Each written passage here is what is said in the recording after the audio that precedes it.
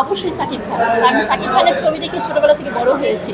সাকিব ভাই যদি মুখটা বলে এই নায়িকাটা আজকে থেকে এখানে কাজ করবে, ওই নায়িকার ক্যারিয়ার স্ট্রং হয়ে যায়, তার পিছনে ফিরে তাকাতে হয় না, সে পারদর্শী দেখবে, সেক্ষেত্রে তো অবশ্যই একটা সৌন্দর্য লুকিং আছে। অবশ্যই ডেফিনেশন আমি সুন্দর। আমি তার কাছে বলবো আপনি দেশের নায়িকাদের সুযোগ দিন, দেশের নায়িকাদের প্রতি একটু আকর্ষণ নেন। শুরুতে বলছি যে বাংলাদেশ মেকআপ আর্টিস্ট অ্যাসোসিয়েশন 2025 এখানে আসতে পেরে নিজেকে খুবই ধন্য মনে হচ্ছে। আমার ক্যারিয়ারটি স্টার্ট হয়েছে makeup artist, international makeup artist Monir Hussain, Monir লাউন্স, যিনি এখন কর্ণধার। তার হাত ধরে আমার ক্যারিয়ার যাত্রা শুরু। আমি queen of south Asia champion হয়েছি, তার হাত ধরে আমার মিডিয়ার যাত্রা শুরু। তো আমি হচ্ছি তাদের একটি ঘরের মেয়ে। তো ঘরের মেয়ে এরকম একটি প্রোগ্রামে আসতে পেরে নিজে খুবই ধন্য মনে হচ্ছে। আমি মডেলিং করি, উপস্থাপনা করি, দেশে দেশের বাইরে সংযুক্তভাবে আছি। অ্যাকচুয়ালি ফার্স্ট অফ অল বলছি, সবাই কিন্তু কাজের ক্ষেত্রেও যায়, সবাই কিন্তু এক না। আপনি দেখবেন আমাদের বোম্বে ইন্টারন্যাশনাল যারা অ্যাক্ট্রেস আছে, মডেল আছে, তারা কিন্তু ম্যাক্সিমাম দেশের বাইরে প্রোগ্রাম করে আসে। কিছুদিন আগে আমাদের শ্রদ্ধা কাপুর, আপনি দেখেছেন দুবাইতে এমিরেটস একটা প্রোগ্রাম করেছে। সেক্ষেত্রে বাংলাদেশে কেউ গেলে কিন্তু এটা একটা দুর্নাম হয়ে যায় যে সেখানে মিডিয়ার একজন মডেল দিয়েছে, একজন অ্যাক্ট্রেস দিয়েছে দুবাইতে, নিশ্চয়ই কোনো কারণ আছে। যখন দেশের বাইরে কোনো আর্টিস্ট আমরা ইন্টারন্যাশনালভাবে নিজেকে রিপ্রেজেন্ট করে আমরা বাহবা করি, আমরা সেক্ষেত্রে তাদের অনেক বাহবা বলি, অনেক ইন্সপাইরেশন হই। কিন্তু আমাদের দেশে কেউ যদি আপনার দুবাই এমিরেটসের কোনো অ্যাওয়ার্ড প্রোগ্রামে যায়, সেক্ষেত্রে আমরা নাক ছিটকাই যে নিশ্চয়ই কোনো শেখের বিবাহ প্রস্তাব বা শেখের কোনো উদ্দেশ্য প্রবণতার কারণে লোভে পড়ে হয়তো বা আমাদের বাংলাদেশে বাঙালি মেয়েরা গিয়েছে, তখন আমরা বাহবা বলি না। অ্যাকচুয়ালি আপনি দেখবেন আমাদের দেশের মধ্যে কোনো প্রোগ্রাম হলে আমরা তখন এটাকে আমরা করি, ইন্সপায়ার করি, আমরা নাচ শিখাই, এটা কিন্তু ঠিক না।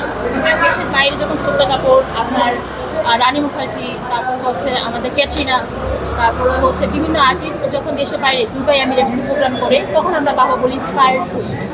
কিছুদিন আগে দেখবেন তামান্না ভাট একটা প্রোগ্রাম করেছি, স্টেজ পারফরমেন্স করেছি।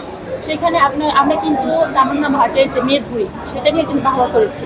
কিন্তু আমাদের বাঙালি কোনো অ্যাক্ট্রেস যদি মেদভুরি নিয়ে কোনো স্টেজে পারফর্ম করে, সেক্ষেত্রে আমরা নাচছি। এই জায়গা থেকে আমাদের বেরিয়ে অ্যাকচুয়ালি সবাই একটা বয়সের সৌন্দর্য ধারায় তৈরি হয়। আপনি দেখবেন বাঙালির বয়সের সৌন্দর্য ধারা তৈরি হয়, প্রতিটা মেয়ে কিন্তু একটা বয়সের সৌন্দর্য একটা সৌন্দর্যভাবে ফুটে ওঠে। শুধু যে বাংলাদেশ কিন্তু তা না, আপনি তামান্না ভাটকে দেখেন, সে কিন্তু মেদভুরি নিয়ে স্টেজ পারফরমেন্স করেছে। মেদভুরি নিয়ে আপনার আজকে রাত এই গানটা কিন্তু প্রচুর পরিমাণ ভিউ হয়েছে। তো বাঙালির ক্ষেত্রে কিন্তু সেটা হয় না। তো আমি মনে করি যে প্রতিটা মেয়ের সৌন্দর্য, বয়সে একটা সৌন্দর্য আছে, সেটা প্রাধান্য দেওয়া দরকার। আমার সিনেমাতে কাজ করার কথা হয়নি, তবে ব্যাটে বলে মিলে অবশ্যই করবো।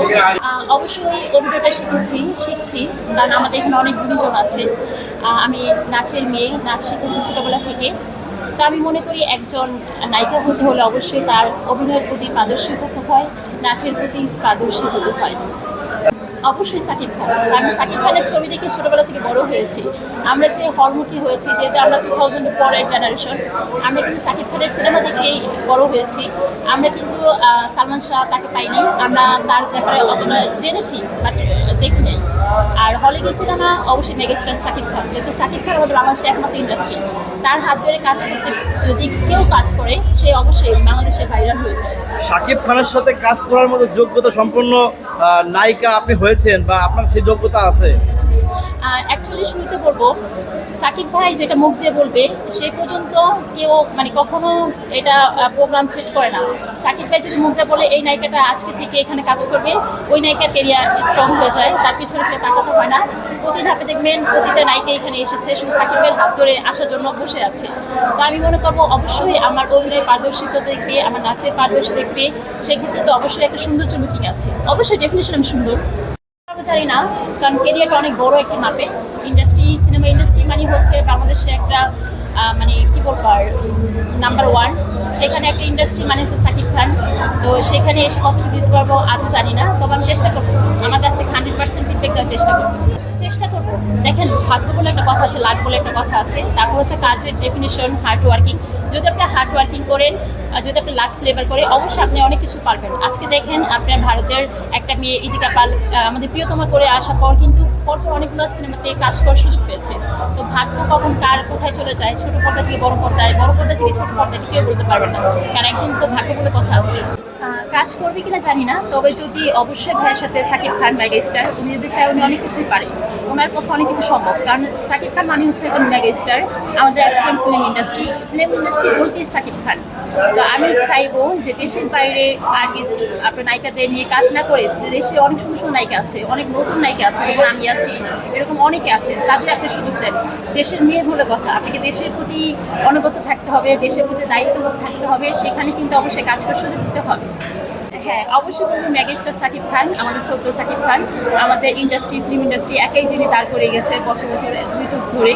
তো আমি তার কাছে বলবো আপনি দেশের নায়িকাদের সুযোগ দিন, দেশের নায়িকাদের প্রতি একটু আকর্ষণ নেন। আর সবাই তো একরকম হয়, সবাই দাঁড়িয়ে থেকে বসে থাকে আপনার সাথে কাজ করার জন্য, স্বপ্ন দেখানো ড্রিম।